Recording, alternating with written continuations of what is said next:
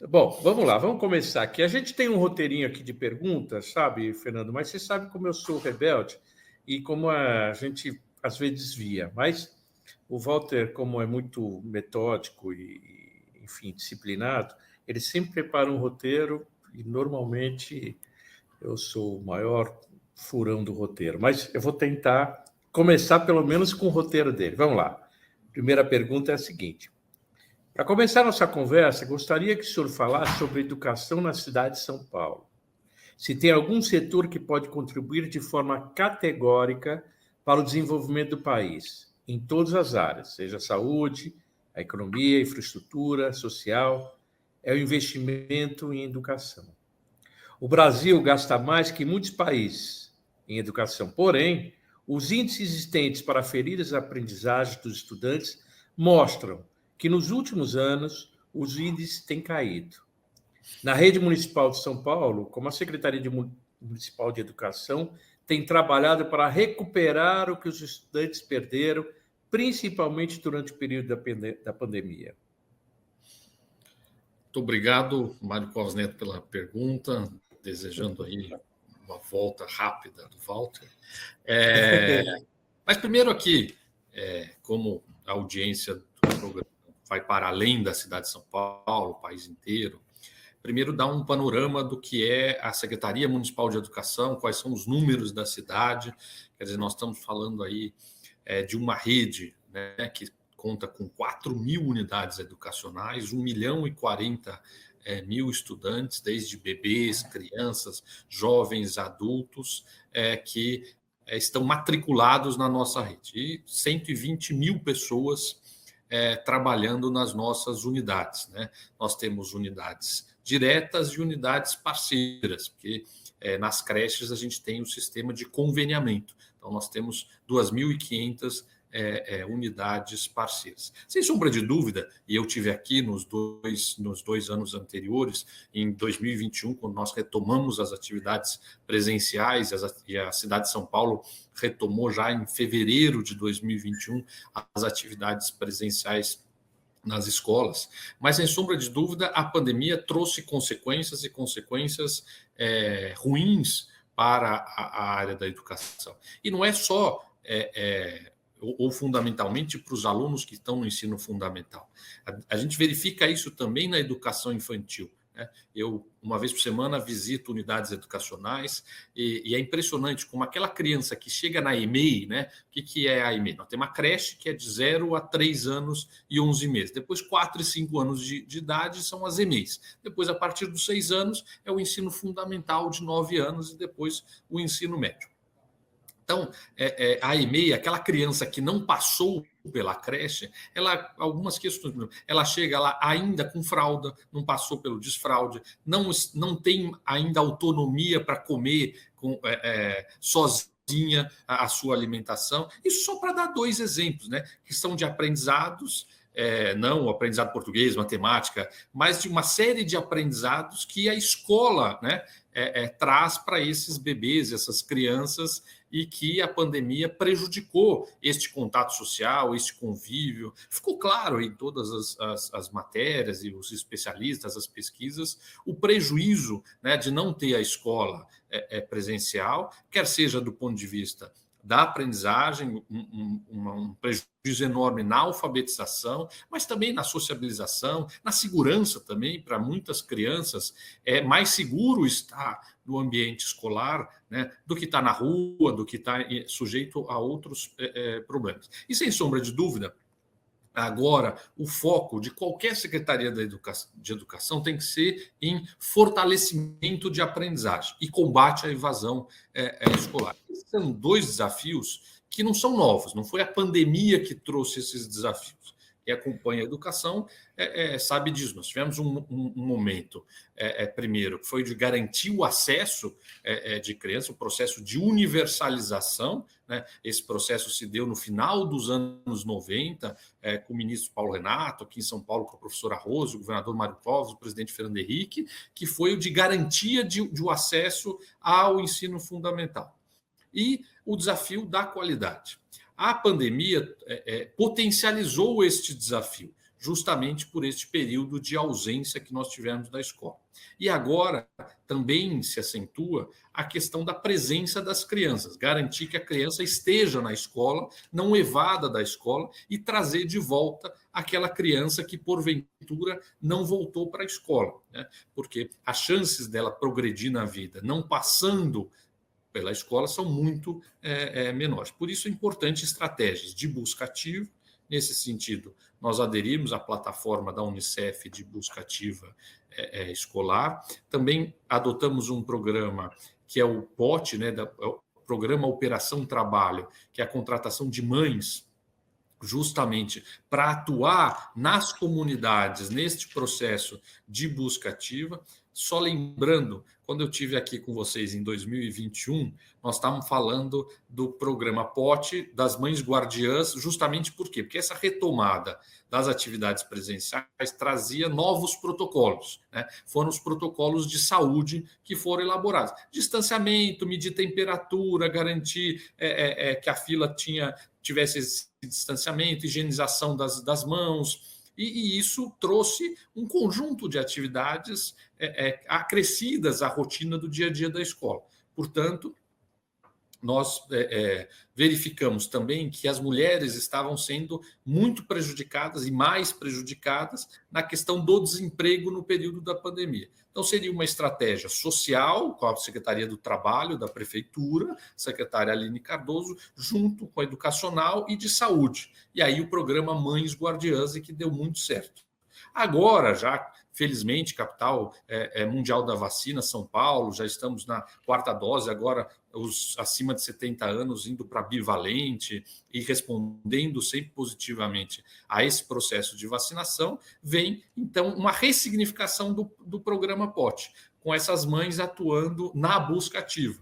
E agora nas unidades, desde a creche até o ensino médio e também nas unidades parceiras que eu fiz referência. Então, esse é um pé. O outro, né, é justamente o de fortalecimento das aprendizagens, ou seja, pegar as avaliações, verificar quais são as habilidades e competências que os alunos estão com maior dificuldade e montar programas de recuperação, quer seja com o professor, o PAP, professor de apoio à aprendizagem, para que ele possa fazer as atividades de recuperação no contraturno, de 4 a 10 horas, dependendo da necessidade dessas crianças, com materiais específicos, porque aluno não é robô, eles não aprendem todos ao mesmo tempo, com a mesma velocidade, é preciso ter estratégias de abordagens diferentes para garantir esse aprendizado. Mas esse é um processo que é longo, é um processo dos próximos anos e que tem que ser foco de prioridade para os próximos anos na cidade de São Paulo, no estado, no país, de garantia da aprendizagem dos nossos bebês, crianças, jovens e adultos. Perfeito. Como você falou de algo que é enfim, uma transformação que depende de tempo, a gente vê muito, especialmente nos Estados Unidos, isso. Não sei se na Europa é assim também. Provavelmente depende do país. A gente vê muito alunos que a atividade esportiva acaba sendo um canal de possibilidades, especialmente no ensino superior, né? Mas eu diria que no ensino médio também e tal, e no ensino infantil também pode ser assim, na medida em que você possa dar um incentivo, seja do aluno. Vamos imaginar que você tivesse uma transformação agora, em que você pudesse diferenciar não só a capacidade de você ver que cada aluno exige um tipo de educação diferente, mas você também, a partir do momento que você identifica isso, você segregar especialmente os melhores alunos, né? Para que eles possam ter um potencial de desenvolvimento intelectual e de conhecimento para as outras finalidades, ou seja, para que eles possam ter uma oportunidade muito maior, não é? O esporte, de alguma forma, está envolvido nisso ou, por enquanto, não?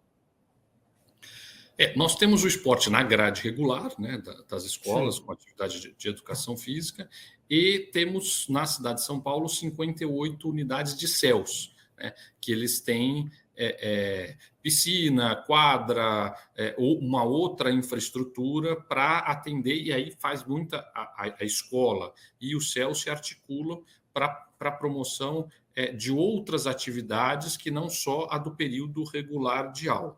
Nós trabalhamos também, e aí pensando os esportes de uma maneira mais ampla, incluindo o xadrez, enfim, com as oficinas, através do programa Mais Educação São Paulo ou São Paulo Integral, em que os próprios professores promovem um conjunto de atividades de acordo com a capacidade física que essas escolas tenham, que ele permite aos alunos que ou intensifiquem uma determinada modalidade ou que tenham contato com uma modalidade nova. Isso é o que tem hoje e já está em funcionamento, além das Olimpíadas escolares, dos Jogos Escolares. E nós temos agora o secretário Cacá Viana, do esporte, está nos procurando e ele quer fazer um projeto aproveitando as instalações do CEL, que seria de escolas vocacionadas, né? Então, que o aluno tivesse uma dedicação maior para a questão do esporte, junto com a educação formal, que não a de esportes, também ter uma dedicação, e aí com isso ele poderia depois passar para os equipamentos da Secretaria de Esportes, que vai para o alto rendimento, e ter uma trilha de profissionalização no esporte, né? Então seria uma alternativa, mas isso é algo que ainda está nascendo. Eles estão formatando lá na Secretaria para nos apresentar. A gente recebe com bons olhos, tem uma experiência feita nessa linha no Rio de Janeiro, na época da secretária Cláudia Costin. Então, dei um spoiler aqui de uma novidade que eles querem nos apresentar. Estou esperando. Isso é sintonia, né? Você pensou nisso e eu captei a mensagem, Guru. É o seguinte, não, mas é que eu penso assim, você tem hoje uma série de jovens, especialmente jovens mais carentes, de ter uma perspectiva de sucesso profissional e de vida com a possibilidade de ele se profissionalizar numa atividade esportiva, especialmente futebol. Mas não é só o futebol. Hoje em dia você tem alguns esportes, voleibol, alguns esportes que o sujeito consegue ter uma oportunidade, talvez mais... Lógico que ele precisa ter alguma habilidade, ele precisa estar, né? Ele precisa ser reconhecido e ter um desempenho bom, né? Mas ele tem talvez um caminho mais curto para ter um sucesso profissional, vamos dizer assim. A pergunta é o seguinte: independentemente da educação, que é super importante, mesmo para aquele que vai ser um esportista, porque, no final das contas, ela vale para tudo. Mas, assim, eu imaginei que pudesse você ter alguma coisa que se reconhecesse que não só aqueles alunos que têm grande capacidade intelectual de desenvolvimento, mas aquele que tem rendimento físico e que possa também ser aproveitado. Então, a educação ela é um estímulo para que ele possa ver que ali é um canal para ele seguir. Talvez seja esse projeto que o secretário Cacá está sugerindo ou não, mas, enfim, eu fico feliz que tenha pelo menos uma ideia sendo colocada nesse sentido, né? Eu, como você já percebeu, toda vez eu tenho que dar um pitaco diferente, então fica aí mais um pitaquinho aí. E aí vou falar para ele que assim que ele terminar o projeto, trazer aqui em primeira mão para você. Se bem que eu legal. Não, mas o spoiler ainda está muito superficial. Mais adiante a gente vai poder ser concreto, né? Legal. Vamos lá.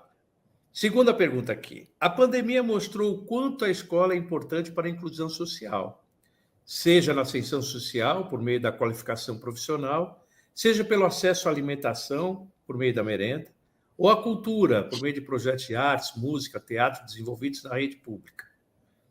Mesmo assim, sabemos que os alunos da escola pública não chegam à idade adulta em igualdade de condições com os estudantes que frequentam ou frequentaram o ciclo do ensino fundamental e médio nas redes particulares. Na rede municipal de São Paulo, quais ações a Secretaria Municipal de Saúde tem realizado para ampliar as oportunidades dos bebês, crianças, adolescentes, jovens e adultos, seja para acesso à cultura ou a entrada no mercado de trabalho? Então, eu acho que é importante ressaltar e trazer um dado aqui, que eu não sei se é do conhecimento de todos. Eu falei no início que nós temos 1.040.000 estudantes matriculados na nossa rede. 54% desses estudantes estão no CAD único, pobreza, extrema pobreza. Então, nós temos, embora estamos falando aqui da capital mais rica 54%. do Brasil, 54%. Então, para ver como existe justamente esses dois lados, né, em São Paulo, uma grande vulnerabilidade e também uma grande riqueza na cidade. E vários pontos na cidade sem a oferta de equipamentos culturais, esportivos. O equipamento que tem ali é a escola. E aí, voltando só um pouquinho, a pandemia, né, nos mostrou também a importância da escola do ponto de vista não só de socialização, como eu falei, da aprendizagem, do ponto de vista psicológico, das relações, a manutenção de vínculos, mas também o aspecto nutricional, né? A importância que tem para esses bebês, crianças, jovens, da merenda escolar e desta alimentação na cidade. Não é à toa que durante o período da pandemia e ali nos anos 2020 e 2021, o prefeito Bruno Covas e o prefeito Ricardo Nunes criaram o cartão alimentação para que aquelas crianças que não estavam, as escolas fecharam, né, como nós lembramos disso, e pudessem garantir essa alimentação. Depois disso, houve a retomada da atividade presencial e com a retomada da atividade presencial, a retomada também da alimentação escolar, balanceada, com nutricionistas e este acompanhamento.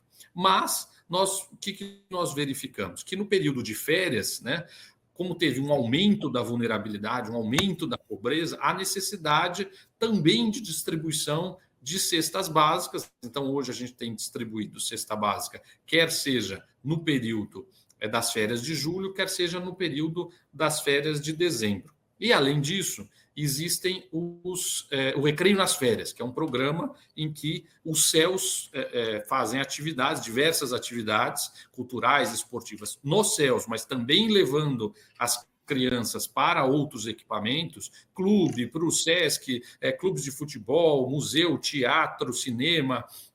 E tem a lei do vereador Mário Covas Neto, que fala na alimentação nas férias. Então, nós também passamos a ter, no recreio nas férias, a alimentação escolar. Foi uma demanda do prefeito Ricardo Nunes, por conta dessa questão da vulnerabilidade. Começamos esse processo em dezembro, né, aliás, em julho, quando teve o recreio nas férias. O recreio passou de uma semana para 2 em julho e depois repetimos em janeiro. Dezembro distribui a cesta básica e janeiro faz o recreio nas férias de 3 semanas com as atividades e também servindo alimentação, justamente para garantir a segurança alimentar desta população mais vulnerável. E o outro aspecto é justamente o da ampliação dos equipamentos, que são os CELs. Né? Foram criados lá na gestão da prefeita Marta Suplicy. O prefeito Bruno Covas fez 12 CELs, entregou até 2020. E agora, nessa nova gestão, o prefeito Ricardo Nunes vai entregar, está no plano de metas, a construção de mais 12 CELs. Então, nós teremos 70 equipamentos na cidade. Com isso garantindo aí opção de cultura, opção de esporte para essas comunidades que são sempre em regiões mais periféricas da cidade. Além disso, para esses 12 novos, e dialogando aí com o que você perguntou, nós demos uma diretriz que sejam escolas municipais de ensino fundamental. Aí alguns perguntam, mas já tem vaga para todo mundo no ensino fundamental? Sim, mas nós precisamos agora cuidar da educação integral. Então, nós vamos justamente construir no céu a educação, a escola de ensino fundamental, para poder pegar a escola que está mais próxima e transformar as duas em escolas integrais. Porque aí tem uma questão só que é o seguinte: a gente tem uma lógica perversa que vai nessa linha também da desigualdade, que assim, você começa a implantar ensino integral por escola que está ociosa. A escola que está ociosa, mesmo na periferia, está nas regiões mais centrais, no centro da Zona Leste, e não nas regiões que mais precisam. E os CELs, por diretriz, eles são sempre construídos em regiões mais vulneráveis. Bom, já que nós temos uma meta de fazer 12 CELs, já que eles vão ser em regiões mais vulneráveis, que eles também sirvam para aumentar a expansão do ensino integral para quem mais precisa. Perfeito. Então, essas escolas nos centros que estão... Enfim, porque as pessoas, a população vai sendo expulsa para a periferia e, portanto, a densidade populacional nos centros acaba sendo menor. E aí, se no momento ela era super importante no passado, ela hoje não é tão importante. E aí que cabe a minha pergunta de novo, na conversa que nós tivemos anteriores. Essas escolas ociosas, elas não poderiam ter hoje uma diretriz um pouco diferente das demais? Ou seja, já que ela é ociosa, você dar a oportunidade para que ela seja cobiçada para as pessoas irem para lá. Ou seja, você fazendo lá algo em que, no ranking, porque você tem isso, né, secretário? Você sabe exatamente como é que é o desempenho de cada escola no municipal. Apesar de ser um universo enorme de escolas, você tem como aferir isso. Você sabe, escolas que conseguem ter, no resultado de ensino, uma melhor efeito, né, aos alunos do que outras, por várias razões, né? Até mesmo, uma das razões pode ser até a própria qualificação do profissional que está ensinando as crianças. Então, reunir essas pessoas, os profissionais que você percebe que tem um quê diferente, e que se possa fazer centros mais voltados exatamente para os rendimentos melhores. Eu insisto nesse ponto, secretário, pelo seguinte, que a época do acolher todos os alunos para a rede pública, essa época, felizmente, já se passou. Então, hoje a gente já está numa outra situação. No entanto, na pergunta, no final da pergunta, quando a gente repara que depois da formação, né, em que a pessoa vai tentar o ensino superior, normalmente você tem uma diferença para pior de quem veio da rede pública do que aquele que veio da rede privada. E eu coloco várias razões, mas entre as quais é porque muitas vezes, e a gente sabe também na escola privada, tem umas escolas que são muito mais, tem muito mais resultado, porque elas são muito mais exigentes e, portanto, os alunos, para dar certo lá, eles têm, não é qualquer um que consegue ir bem nessas escolas, né? Então, eu não sei, acho que eu gosto muito da ideia do mérito e da competição, sabe? Eu acho que isso vale para o trabalho, como vale para a educação, no meu modo de ver, de você fazer com que as pessoas tenham outros objetivos além do aprendizado só. Perceber que aquilo lhe dá uma condição melhor. É mais ou menos aquela coisa da ETEC, da FATEC, a pessoa acaba saindo de lá mais ou menos com o emprego colocado na medida em que esteja num resultado bom. Enfim, eu estou divagando aqui, desculpe. O entrevistado é o senhor. Eu só fico falando essas coisas porque a gente se fala uma vez por ano, né? É a terceira vez que a gente faz a entrevista, mas ela demora muito entre uma e outra, então eu não me canso de ficar dando meus pitacos aqui. Desculpe, viu? Mas é o meu jeito. Vamos lá. O acesso à educação de qualidade universal é um direito constitucional das nossas crianças e dos nossos jovens. Porém, dados mostram que estamos falhando nesse quesito. Há poucos meses, uma pesquisa divulgada pelo Unicef apontou que 11% das crianças e adolescentes entre 11 e 19 anos estão fora da escola no Brasil. São cerca de 2 milhões de cidadãos brasileiros nessa faixa etária. Nas classes A e B, 4% estão fora da escola. Já na classe D e E, chega a 17%, um índice 4 vezes maior. O senhor, como gestor da educação na cidade de São Paulo, tem alguma ideia de como mudar isto? Só lembrando que isto é um quadro histórico. São anos e anos de enfrentamento à evasão escolar e diversas situações que podem levar o estudante a ficar fora da escola.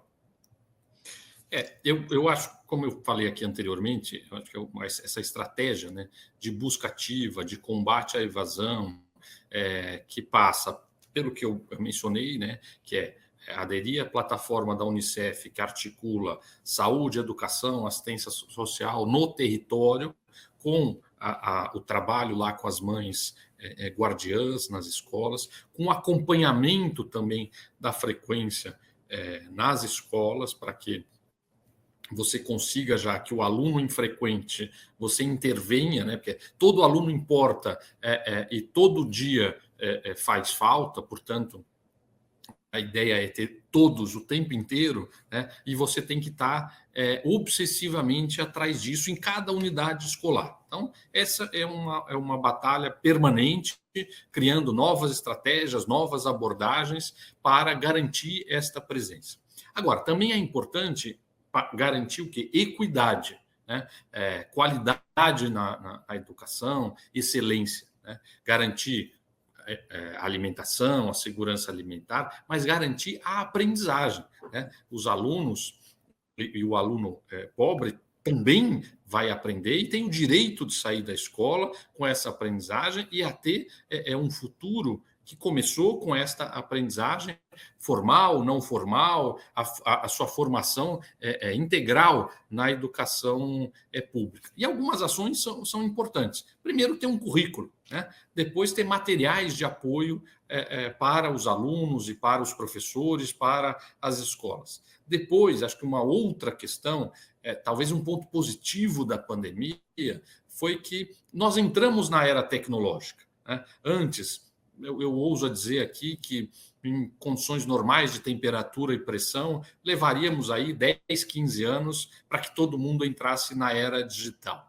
né? Questões de idade, e todos foram obrigados a entrar, né? A pandemia não bateu a porta, ela arrombou a porta, e aí deixo aqui um agradecimento a todos os profissionais da Rede Municipal de Educação que não pouparam esforços, se reinventaram para manter o vínculo com esses bebês, crianças, jovens e adultos. A tecnologia jamais substituirá o professor, mas ela pode apoiar, sim, o professor, né, para ser não apenas, né, a pessoa que transmite o conteúdo, mas ser um estimulador e usar a tecnologia a favor da aprendizagem e tornar mais atrativo também as aulas, tornar o ambiente escolar mais atrativo. Então, essa também será uma demanda desses estudantes. E é importante também a gente ter uma atuação do Ministério da Educação na formação inicial de professores, aí eu estou falando na formação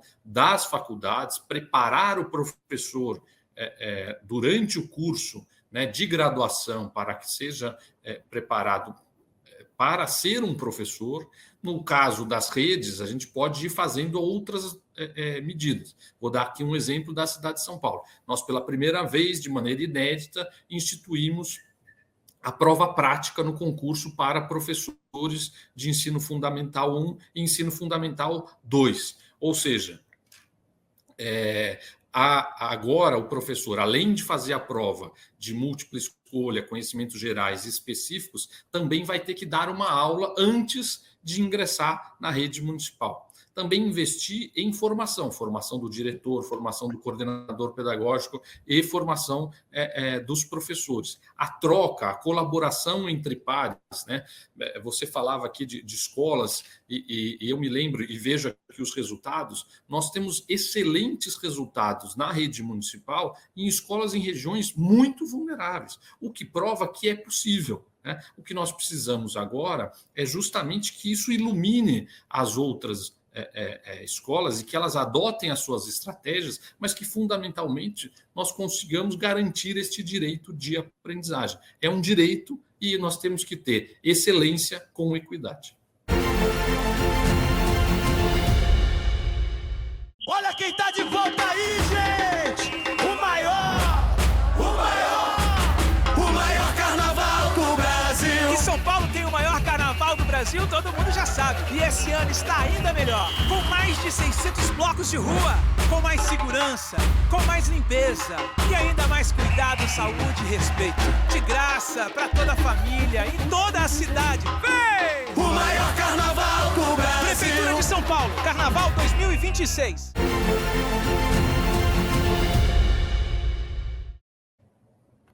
Secretário, agora eu gostaria de abordar com o senhor alguns projetos e iniciativas desenvolvidos pela Secretaria de Educação da cidade de São Paulo. Esta semana começam as aulas de idiomas nos Centros de Estudos de Línguas Paulistano em 34 CELs. Como é a recepção dos alunos em relação a essa iniciativa? Há interesse da comunidade estudantil em fazer esse curso? E qual é o impacto que essa oportunidade de aprender outras línguas provoca na vida desses jovens? Então, para explicar, o CELP, né, que é o Centro de Estudo de Línguas Paulistanos, funciona justamente junto aos CELs. Hoje em 34, como bem você disse, nós vamos expandir para os 58 CELs. Na grade, na matriz curricular já do ensino fundamental, tem a língua, a segunda língua, que é o inglês. Ele pode aprofundar a língua, né, o inglês, no Centro de Estudo de Línguas, como ele pode aprender outras línguas, espanhol, francês, alemão, japonês e italiano. São as línguas que hoje ele pode ter no Centro de Estudos de Língua. E esta é uma oportunidade que amplia os horizontes. Primeiro, cultural, deles aprenderem uma nova cultura, uma nova língua, com isso conseguirem, mesmo pela internet, conseguir acessar novos conteúdos e um novo conhecimento. E também oportuniza para eles uma perspectiva maior de empregabilidade junto ao mercado de trabalho, justamente por ter essa nova língua. Então, além do regular, ele tem também o estudo de línguas complementar, em que ele pode fazer ou aprofundamento, aperfeiçoamento nessa língua, ou fazer uma outra língua no Centro de Línguas Paulistanos, no CELP. Muito bom, excelente, excelente. E a diversidade de línguas é um negócio impressionante, parabéns. A Secretaria também oferece aos estudantes milhares de vagas para estágio remunerado. Como funciona esse projeto? Quem pode participar?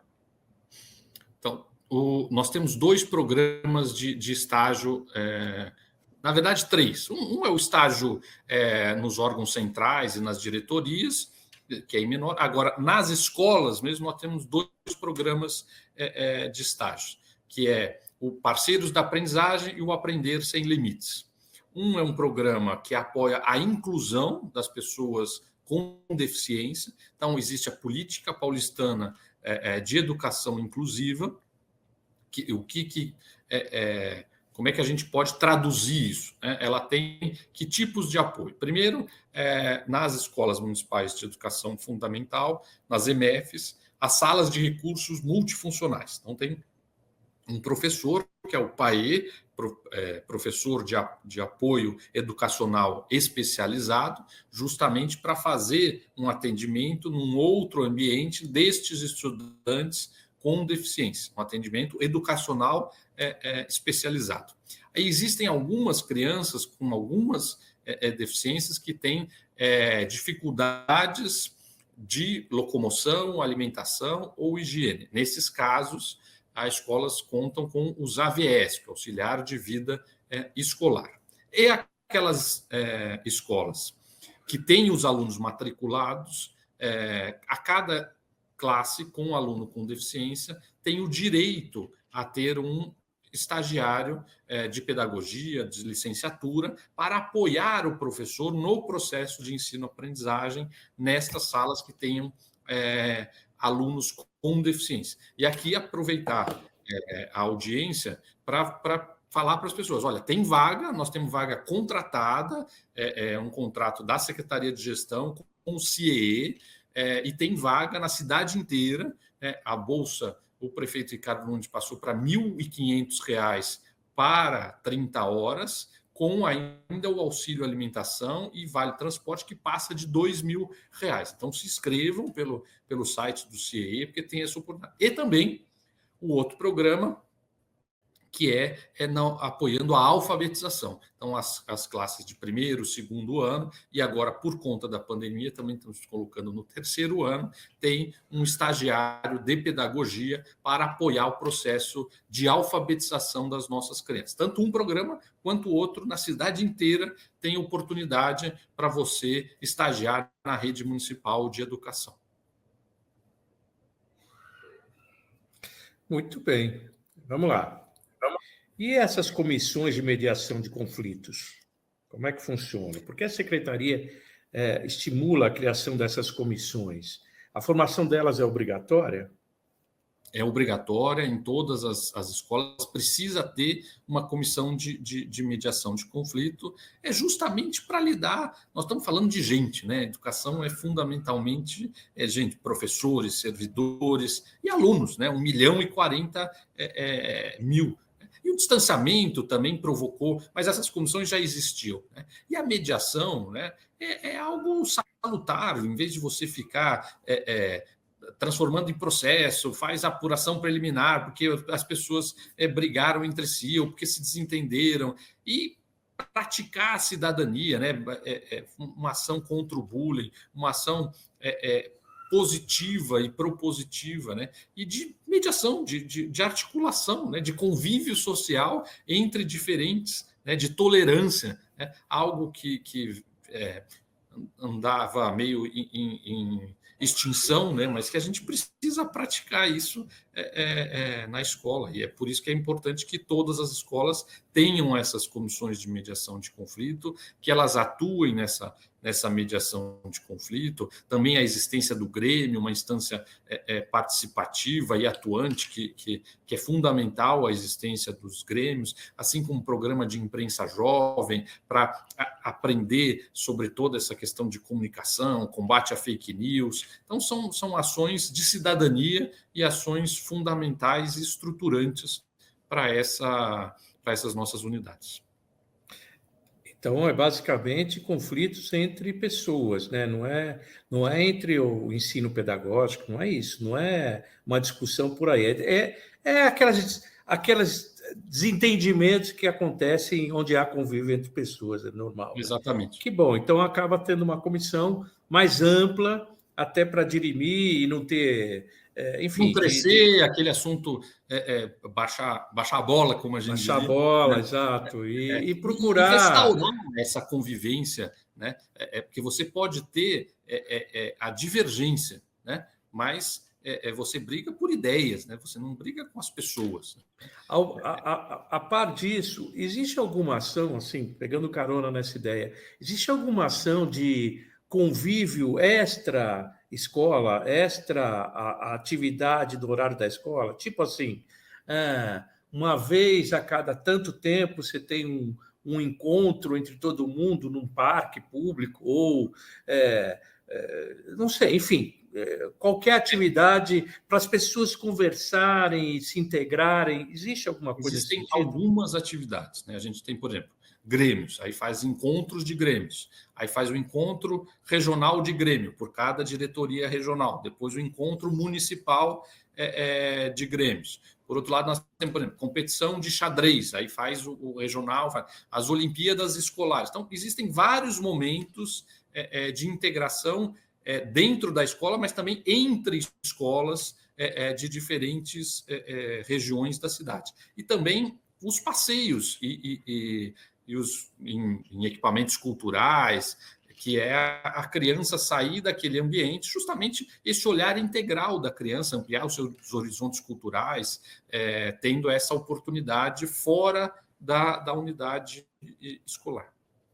Eu na verdade, estava perguntando, quer dizer, independente dessa harmonização, como tem essas atividades extracurriculares entre os alunos, mas eu pergunto entre professores e alunos mesmo, porque, eventualmente, você tem imaginando que você tenha um conflito permanente entre o professor e o aluno em função do estudo. E você, eventualmente, ter uma oportunidade de ter um convívio fora daquela coisa do aprendizado, dos motivos que dão razão ao conflito, isso pode criar uma aproximação e uma harmonia. Mas eu sei que é muito difícil isso, não é uma coisa simples, não. Certamente é muito difícil, mas eu vejo exemplos em empresas fazerem isso, entendeu? Em atividades empresariais que, eventualmente, um dia vão almoçar com as pessoas. Eu vejo gente fazendo isso, pode todo mundo no mesmo refeitório, então o diretor da empresa, enfim, todo mundo almoça junto e conversa. Tem uma hora que você vai falar da família, de coisas que não estão do dia a dia da empresa, né? E isso acaba tendo um resultado das pessoas abraçarem melhor a atividade, né? Eu acho que o rendimento, inclusive, de trabalho acaba sendo maior. Mas, enfim, de novo, eu dando meus pitacos aqui. Fernando, secretário, desculpe. O que vem a ser a rede de Universidade dos Céus? Como um espaço ligado ao ensino municipal passou a ser também um polo de ensino superior? É a rede Unicel. É uma parceria que a gente tem no CEL. Então, além dos equipamentos que eu já fiz referência aqui, culturais, esportivos e as escolas que tem no CEL, também tem essa parceria com a Univesp, que é a Universidade Virtual do Estado, e mais 7 universidades, até a Universidade do Paraná, outras universidades, Universidade Federal aqui de São Paulo, que ofertam diversos cursos de licenciatura. Nós temos hoje, Mário Covas Neto, 17 mil alunos na Unicel. São mais alunos de curso superior do que a Unicamp. Então, que coisa surpreendente. Os números de São Paulo são absurdos. Nossa Eu Senhora. estive na FAPESP outro dia e o ex-reitor está lá. E aí, na hora que se falou desse número, a Roseli, que é a coordenadora da COCEL, que é a Coordenadoria dos CELS, ele falou, mas é mais que a Unicamp. Então, são superlativos os números, e é justamente isso, é formação superior, à distância, com o apoio de unidades presenciais, que são justamente os CELS, e a gente tem lá a sala de aula, o equipamento da secretaria escolar, para fazer todo o processo de matrícula e tal. Muito bom. E é também, em muitos distritos, a única universidade que tem naquele distrito. Não, e considerando o seguinte, que os alunos que estão lá já são alunos que moram próximo do local. Então, você facilita, quer dizer, e é um lugar já conhecido e tudo, você tem uma sequência por aí. Excelente ideia, excelente ideia. Poxa, não é à toa que tem um número tão grande de interessados, né? E agora nós estamos ampliando a parceria com a Paula Souza, para também ter cursos técnicos. Já teve uma ampliação, mas a nossa ideia é ter em toda a unidade do CEL pelo menos um curso da Paula Souza de formação profissional. E que cursos que tem nessas universidades que já estão fazendo? Todos? Olha, eu sei que tem engenharia, tem matemática, tem pedagogia, tem diversas licenciaturas. Que bacana, muito bom. Isso desde quando funciona? Desde 2014 ou 15 começou a rede Unicel. E eu estou... Universidade Aberta do Brasil, e aí o Estado criou também a Univesp está em todos esses postos, e tem várias universidades que ofertam curso por meio da Unicel. Minha ignorância total sobre esse assunto e poxa, eu fico muito feliz de saber que existe. Secretário, no Brasil, uma boa parte dos governos eleitos tem a triste mania de alterarem, paralisarem ou até mesmo destruírem projetos e iniciativas de governos anteriores. No entanto, os Centros Educacionais Unificados, os CELs, fogem a esta regra. Começou a ser estruturado pela administração da ex-prefeita Marta Suplicy, em 2001, e quase 22 anos depois, a essência do projeto é mantida, mesmo passando pela administração de diferentes prefeitos e secretários, de espectros ideológicos dos mais diversos. Qual é a importância dos CELs para a cidade? Eu queria aproveitar, eu acho que isso é extremamente relevante, essa questão de descontinuidade de políticas públicas. e o prejuízo que isso tem, né? E eu acho que nós temos alguns exemplos, à medida que você ia falando, eu fui aqui lembrando na própria educação. Um deles é o currículo da cidade, né? O currículo começou com o Alexandre Schneider, passou pelo João Cury, pelo Bruno Caetano e conosco. Mas dá um outro exemplo das creches, né? A estratégia que a cidade adotou de conveniamento para ampliar as vagas de creche passou por diferentes prefeitos de diferentes espectros políticos, né? E foi isso que garantiu que a cidade esteja há 3 anos sem fila de vaga em creche, né? E tendo aí 70% de atendimento na cidade de São Paulo. E aí, voltando para o céu, quer dizer, a importância dessa política pública, que é justamente garantir esta oportunidade, né, que você tem em regiões mais abastadas de equipamentos culturais, equipamentos esportivos, e que você não tem em muitas regiões da periferia. E o CEL garante justamente esta possibilidade, né, e olhar essa criança, esse bebê, na sua integralidade. Então, não é à toa que ele passou por esses diferentes governos e vai também agregando, né, outras questões. A gente trouxe aqui a Unicel, que foi criado bem depois do início da gestão da prefeita Marta. Nós trouxemos agora, que foi criado com o prefeito Bruno e o prefeito Ricardo, o CELP, Educação de Línguas. Então, vai se aperfeiçoando e aproveitando esse equipamento e trazendo novas oportunidades para essas comunidades, que têm uma potência enorme. Muitas vezes o que faltam oportunidades. Então, eu acho que é uma política pública que veio para ficar e que tem se consolidado, e não é à toa que diferentes prefeitos de diferentes espectros políticos mantêm e expandem essa política e inovam também, né? Nós, muito em breve, vamos estar aí trabalhando para ter as 3 primeiras bebetecas nos céus, né? Porque os céus lá atrás, quando foram concebidos, né, a primeira infância tem lá o equipamento da creche e tal, mas nós mesmos, enquanto sociedade, ainda não olhávamos tanto para a primeira infância com a importância que ela tem hoje do desenvolvimento cerebral, da plasticidade que o cérebro tem e da importância da interação da criança, do brincar. E aí, então, construir um espaço também aos finais de semana para que essas crianças possam ter essas oportunidades de aprendizagem, de convivência, de interações, ampliando os seus horizontes. Não, perfeito. Só lembrando que a inspiração do céu, salvo engano, é algo que remonta ao Leonel Brizola, quando foi governador no Rio de Janeiro, que criou as primeiras unidades assim de... Ou seja, também é uma forma de você vir se a gente algo que deu certo. lá atrás, né? A Escola Parque, Anísio Teixeira, enfim, tem uma série de Não, pelo menos a descontinuidade dos governos não é só para você minar o que estava ruim, às vezes é para você fazer algo que é bom. Legal, ótimo. Mas vamos voltar ao início da nossa conversa, quando falamos de forma genérica da educação brasileira. Gostaria que o senhor falasse sobre os grandes desafios dos gestores da educação pública nesse tempo de internet, de globalização, de democratização do conhecimento, de novas profissões que surgem. Quais serão os grandes desafios nos próximos anos para o ensino de nossas crianças e jovens? Bom, algumas profissões vão desaparecer, né? E você tem que ir reinventando e conectando, né? Aprender a aprender, né?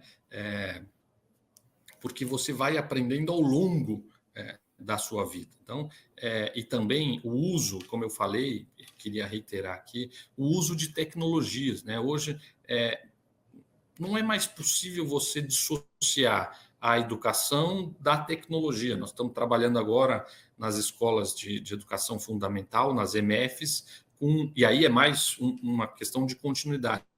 Existiam já as salas digitais, então, que é um projetor, alto-falante, computador, para todas as salas das EMFs. Então, isso possibilita que o professor tenha uma criatividade maior e outras oportunidades de usar pequenos vídeos, de usar imagens tridimensionais para tornar ainda mais atrativa essa aula. E com isso ele vai usando outras estratégias também de inverter, agrupar diferentemente os alunos na sua aula. Quer dizer, aquele modelo de escola em que o professor coloca na lousa, o aluno copia, isso acabou. Quer dizer, está com os dias contados, né? Os próprios estudantes vão demandar por algo diferente. E que é justamente isso. O professor é imprescindível e ele vai usar a tecnologia justamente a favor do processo de aprendizagem. Secretário, agora nós já estamos encerrando aqui, nosso tempo já o Walter já me mandou mensagem por WhatsApp, dizendo, olha, está encerrado, isso aqui lá e tal. Mas antes de terminar, quer dizer, a gente sempre termina dizendo, olha, se tiver alguma coisa a acrescentar, e papapá, para fazer o encerramento, dessa vez fazer um pouco diferente. Eu vou fazer uma pergunta, que é a pergunta de encerramento. Qual é o legado que o senhor pretende deixar aqui em São Paulo? Não é fácil essa pergunta. Aliás, não é fácil essa resposta. A pergunta é fácil de fazer. Olha, eu acho que a busca obsessiva pela garantia do direito de aprendizagem, com isso, mantermos a fila de creche zerada na cidade, né, garantindo equidade e combatendo o racismo estrutural. Então, melhoria da qualidade, garantia que as nossas crianças tenham a oferta de vaga em creche, e inclusão e combate ao racismo estrutural. Muito bem. Tudo são 4 coisas que ele falou, todas muito rápidas de falar, mas intensa de trabalho, todas as 4, com uma grande todas dificuldade. São de muita gestão, né? Muito trabalho, muita gestão. Muito trabalho, não é uma coisa assim, é fácil de falar, mas para realizar tudo isso não é mole. Secretário, muito obrigado. Muito obrigado de novo pela tua entrevista. Dessa vez eu consegui ser disciplinado, consegui fazer todas as perguntas para você. Muito bem. Walter, você me deixou uma tarefa que agora eu vi como você se atrapalha comigo. Ok. Obrigado, Fernando. Obrigado. Muito obrigado, secretário. Foi um prazer. Até o ano que vem. Até o ano que vem. Tchau, pessoal. Obrigado por terem acompanhado a gente aqui. É um prazer. Semana que vem estaremos juntos outra vez. Tchau, tchau.